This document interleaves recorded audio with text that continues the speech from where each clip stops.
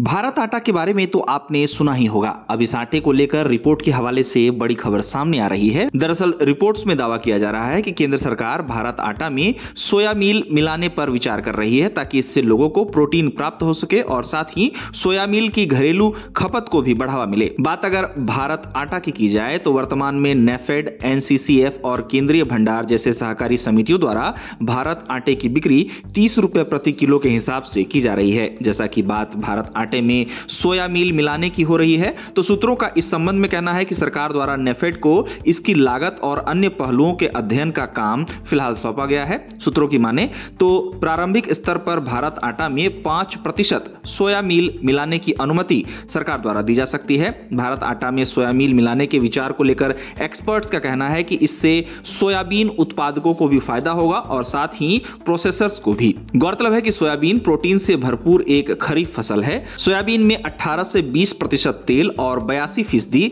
सोया मील मिला होता है। गौरतलब है कि भारत आटा केंद्र सरकार द्वारा शुरू की गई एक योजना है जिसके तहत उचित मूल्य पर आटा उपलब्ध कराया जाता है। इसका मुख्य उद्देश्य उपभोक्ताओं को सस्ती दरों पर गेहूं का आटा उपलब्ध कराना है, खासकर उन लोगों के लिए जो आर्थिक रूप से कमजोर हैं। अब सरकार भारत आटा में सोया मील मिलाने के मुद्दे पर विचार कर रही है, जिसे एक बड़ी आबादी को प्रोटीन की पूर्ति की कोशिशों के तौर पर देखा जा रहा है। बताया जा रहा है कि इससे भारत आटा के प्रति उपभोक्ताओं की रुचि में और बढ़ोतरी होगी। साथ ही सोया मील उद्योग जो इन दिनों चुनौतियों का सामना कर रहा है, उसे भी फायदा मिलेगा।